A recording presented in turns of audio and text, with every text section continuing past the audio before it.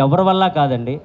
ఎందుకంటే అక్కడ సిచ్యువేషన్స్ కూడా అలాగే ఉండే. వీడు యాక్టింగ్ చేస్తున్నాడు అని తెలిస్తే బిగ్ బాస్ వాడికి వేరే పరీక్ష కూడా పెడతాడు. సో అట్లా మనం ఏంటి, మన ఒరిజినాలిటీ ఏంటి, మన క్యారెక్టర్ ఏంటి అని జనాలకి తెలిసేలా చేసేదే బిగ్ బాస్.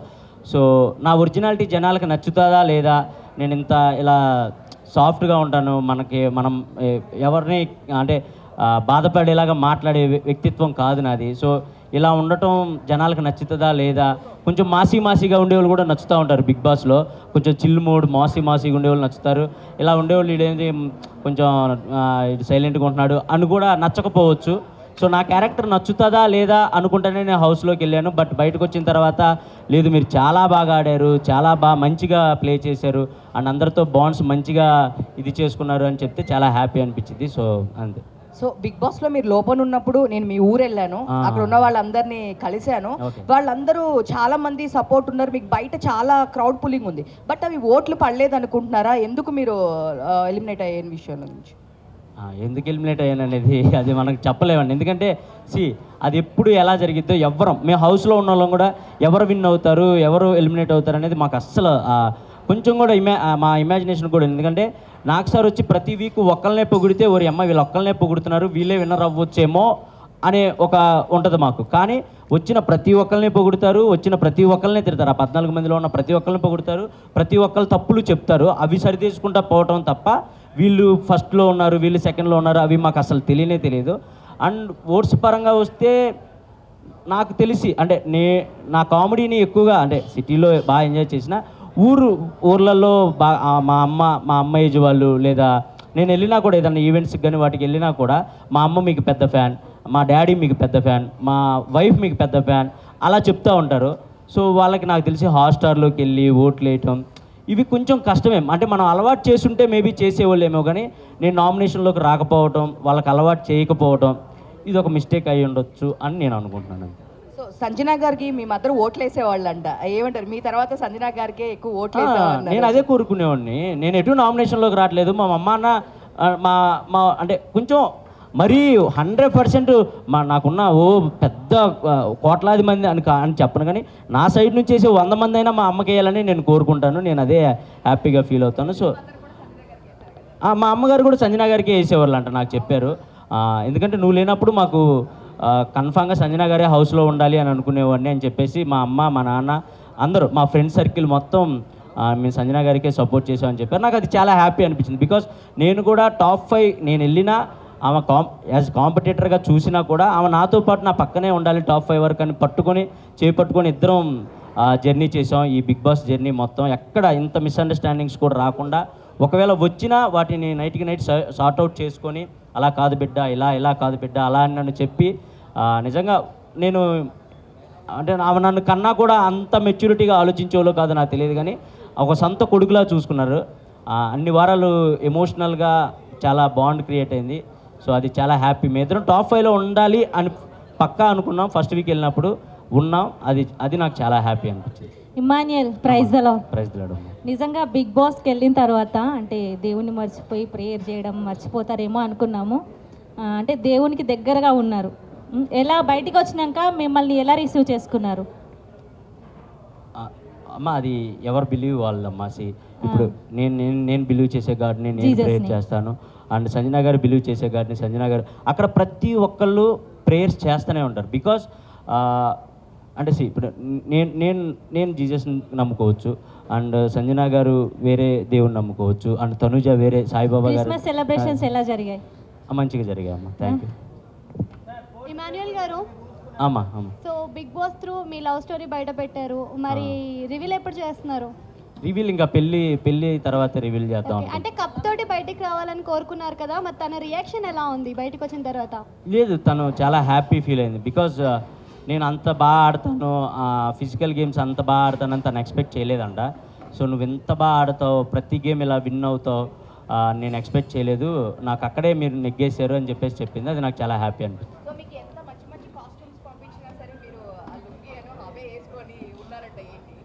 ఏమంటే మంచి కాస్ట్యూమ్స్ ఎవరైనా వేసుకుంటారండి. ఇప్పుడు నేను హీరోలా తయారయ్యి కళ్ళజోడు పెట్టుకుంటే మీరు ఎందుకు నవ్వుతారు చెప్పండి? నేను అక్కడికి వెళ్ళింది ఏంటి, జనాల్ని నవ్వించాలనే ఉద్దేశంతో. నాకు మంచి కాస్ట్యూమ్స్ వచ్చాయి, నాకు మంచి షూ అవన్నీ వచ్చాయి. బట్ అందరిలాగా రెడీ అయిపోయి నేను మేకప్ వేసుకొని కూర్చుంటే జనాలు ఎంటర్టైన్ చేయాలి, జనాల్ని ఏదో గెటప్ వేసి నవ్వించాలి. మనం చూడంగానే స్క్రీన్ మీద చూడంగానే జనాలు కొద్దిసేపు అలా రిమోట్ పక్క ఛానల్ పెట్టకుండా అలా ఆగాలి. అంటే మనం ఏదో డిఫరెంట్గా కనపడాలి, డిఫరెంట్గా నవ్వించాలి అనే ఉద్దేశంతో నేను వెళ్ళటంతోనే ఒక 2 జతల లుంగీలు, అలా కొత్త కొత్త కాస్ట్యూమ్స్ అలాంటివి నేనే తీసుకుని వెళ్ళాను. బికాస్ జనాలు నవ్వించాలి కాబట్టి, అంతే, దాని గురించి అంతే. వంశీ గారు మీకన్నా ఎక్కువ మీరు లోపలికి వెళ్ళిన దగ్గర నుంచి వంశీ గారే కష్టపడ్డారు. సో ఏం చెప్తారు మీ బ్రదర్ గురించి? బ్రదర్ కదండి, కష్టపడాలి కదా, తప్పదు కదా. అమ్మ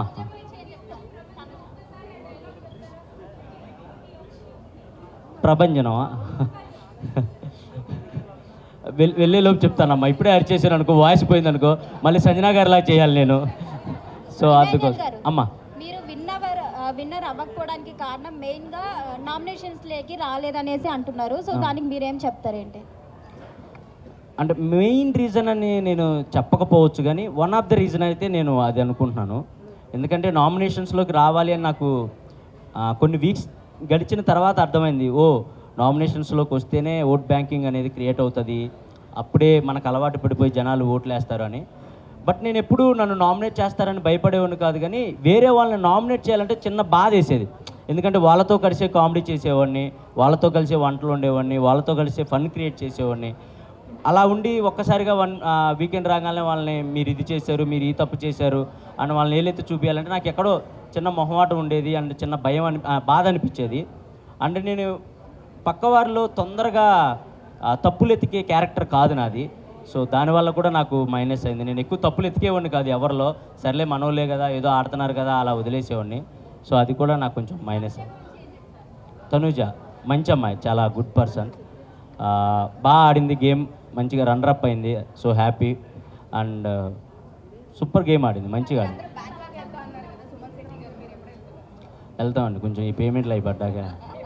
సార్, కళ్యాణ్ గారు గెలిచారు కదా, ఎలా అనిపిస్తుంది మీకు? హ్యాపీ, నేను చాలా హ్యాపీ.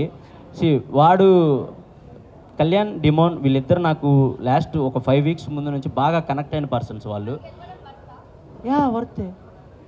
వర్త్ అదేంటండి, మీరే కదా ఓట్లేసి గెలిపించారు, వర్తే.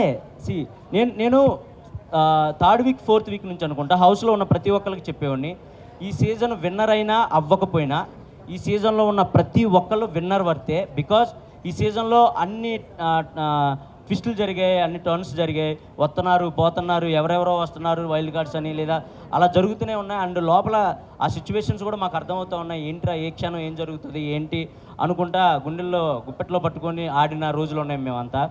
సో ఆ మూమెంట్స్లో అక్కడ వరకు వచ్చి విన్నారంటే కన్ఫామ్గా వర్తే అండి. ఎవరైనా టాప్ 5లో ఉన్న వాళ్ళైనా వర్తే. లాస్ట్కి కళ్యాణ్ ఇంకా తనుజ మిగిలారు కదా, మీ ఒపీనియన్ ఏముండే? బయట కూర్చున్నప్పుడు ఎవరు గెలుస్తారు అనుకున్నారు, తనుజనా కళ్యాణా?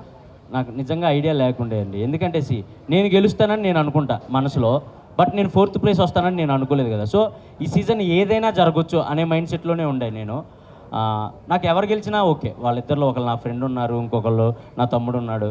వాడు గెలిచినప్పుడు కూడా కప్పు తీసుకొని నాకు వెళ్ళి ఇలా చూశాడు. అది మీకు మేబీ అది అంటే అర్థం కాకపోవచ్చు, కానీ నాకు వెళ్ళి చూశాడు, అన్న నేను అనుకున్న సాధించాను అన్న అని. అది నాకు హ్యాపీ అనిపించింది. తనుజది మీది లవ్ స్టోరీ రియల్గా కనిపించింది, మరి మీ పిల్లతో ఏమన్నా ప్రాబ్లం అయిందా? లవ్ స్టోరీ ఏం లేదమ్మా, చూస్తుంటే లవ్ స్టోరీ లానే అనిపించింది.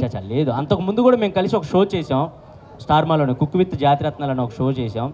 సో ఆ బాండ్, మేము ఫ్రెండ్స్గా ఆ బాండ్ అనేది కనపడాలి అని, జనాలు ఎంటర్టైన్ చేయాలని ఏదో చిన్న చిన్న ఫ్లటింగ్ డైలాగ్స్ అంతే, అంతకుమించి ఏం లేదు. డెమాన్ పవన్ మాట్లాడుతూ మొన్న చెప్పారు, నాకు ఇమాన్యుయల్ అన్న ఉంటే కనుక స్ట్రెస్ రిలీఫ్ నాకు, సో ఇంకా ఫస్ట్ నుంచి మా బాండింగ్ ఇంకా ఉంటే బాగుండేది అని చెప్పేసి అన్నారు రీసెంట్గా బయటకు వచ్చినప్పుడు. మీరేమంటారు? నేను కూడా అదే అన్న, హౌస్లో ఉన్నప్పుడు కూడా నేను అదే అన్న. డెమాన్ నాకు 2nd వీకే కనెక్ట్ అయినప్పటికీ ఎక్కడో డెమోన్ ఎక్కువ టైం అందరితో కేటాయించేవాడు కాదు. సో లాస్ట్ 3 వీక్స్ నుంచి డెమోన్లో ఫన్ కానీ అవన్నీ చూసినప్పుడు, అరే నువ్వు ఇలా 2nd వీక్ ఆర్ 3rd వీకే ఇలా ఉంటావని తెలుసుంటే నేను ఇంకొంచెం టైం నీతో స్పెండ్ చేసేవాడిని, జనాలు ఇంకొంచెం ఎంటర్టైన్ చేసేవాళ్ళం ఇద్దరం కలిసి అని కూడా అనుకున్నాం. అండ్ రియల్గా కనెక్ట్ అయ్యాడు డెమోన్, కళ్యాణ్ వీళ్ళిద్దరు నాకు బాగా రియల్గా కనెక్ట్ అయ్యారు. సో నేను నైటే షూట్ కూడా చేసాం స్టార్మాలో, చాలా హ్యాపీ అనిపించింది వాళ్ళిద్దరిని చూసినప్పుడు. అండ్ వాళ్ళ గ్రోత్ చూసినప్పుడు కూడా చాలా మంచిగా అనిపించింది. ప్రతి వీక్ వాళ్ళు ఒకళ్ళు 1 by 1 వాళ్ళు ఎదిగే విధానం కానీ, వాళ్ళు మాట్లాడే తీరు కానీ, వచ్చిన కామనర్స్ అందరిలో వీళ్ళు కొంచెం మంచిగా ఉండేవాళ్ళు అండ్ మంచిగా మాట్లాడేవాళ్ళు, ఎక్కువ గొడవలు పెట్టుకునేవాళ్ళు కాదు. సో నాకు అది బాగా నచ్చేది వాళ్ళిద్దరిలో. అంతే. అదేంటండి సి టాప్ 5లో ఉన్న అందరూ విన్నర్ అవుతారని అనుకుంటారండి. ఎందుకంటే అక్కడ మాకు ఏ క్లూస్ కానీ హింట్స్ కానీ ఏం తెలియవు. అండ్ ఎవరు బయట ఎలా నడుస్తుంది, ఎవరు హైప్లో ఉన్నారు, ఎవరు లోలో ఉన్నారు ఎవరికి తెలియదు. టాప్ 5లో ఉన్న ప్రతి ఒక్కళ్ళు విన్నర్ అవుతామని అనుకుంటాం. బట్ అది ప్రాసెస్, తప్పదు. 4th ప్లేస్లో ఒకళ్ళు రావాలి, 3rd ప్లేస్కి ఒకళ్ళు రావాలి, 5th ప్లేస్కి ఒకళ్ళు రావాలి. అది ప్రాసెస్ కాబట్టి, ఇంకా తప్పని ప్రాసెస్ కాబట్టి ఇంకా ఒకవేళ మీకు మనీ ఆఫర్ చేసింటే మనీ తీసుకొని బయటకు వచ్చేసేవాళ్ళ? నేనైతే తీసుకోకూడదని ఫిక్స్ అయి ఉన్నాను. నేను అంటే మీరు అనుకోవచ్చు బయటకు వచ్చేసావు కదా ఇప్పుడు ఇలాగే చెప్తావు అని మీరు అనుకోవచ్చు. నేను నిజంగా మనీ తీసుకోకూడదనే ఫిక్స్ అయ్యానండి. మనీ ఆఫర్ వరకు వచ్చుంటే నేను తీసుకోకూడదు. అది రన్నర్ అయినా 3rd ప్లేస్ అయినా ఏదైనా ఇంతవరకే మనకు వచ్చింది అనుకుని బయటికి వెళ్దాం అనే మైండ్లోనే ఉన్నా. నేను మేబీ తీసుకోకపోదును. నేను నామినేషన్స్లో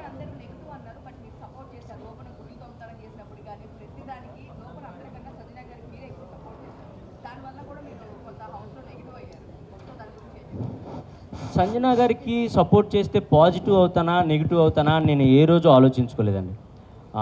ఫస్ట్ దొంగతనం ఎప్పుడైతే జరిగిందో నేను అప్పుడే ఆమె గేమ్ నాకు అర్థమైంది. ఈమె ఎక్స్ట్రాడినరీ గేమర్, ఈమెకి బిగ్ బాస్ హౌస్ గేమ్ మొత్తం తెలుసు అని నాకు అప్పుడే అర్థమైంది. అప్పటి వరకు మేము అంటే నేను సంజు పాప అని పిలిచేవాడిని, తను ఇమ్ము అని పిలిచేది నన్ను. దాని తర్వాత ఎక్కడో ఎమోషనల్గా వాళ్ళ బాబులాగా నేను నవ్వించాలి అలా అలా అలా అలా కనెక్ట్ అయ్యి నేను అమ్మ అంటాం, తను నన్ను కొడుకు అంటాం, అలా అయింది. కానీ ఏ రోజు కూడా ఇది చేస్తే పాజిటివ్ అవుతాం, ఇది చేస్తే నెగిటివ్ అవుతాం అని ఎప్పుడు నేను తనతో అలా లేను. ఎందుకంటే తను నాతో చాలా ప్యూర్గా ఉన్న వ్యక్తి హౌస్లో. అండ్ గుడ్డిగా 100 మంది రాని నేను ఇమ్మాన్యుయల్ సైడే నుంచుంటానని చెప్పిన ఏకైక వ్యక్తి తను. అండ్ నేనైనా సరే 100 మంది రాని నేను ఆమె సైడే ఉంటానని చెప్పిన ఏకైక వ్యక్తిని. అండ్ లాస్ట్కి వచ్చే కొందికి క్రౌడ్ తగ్గే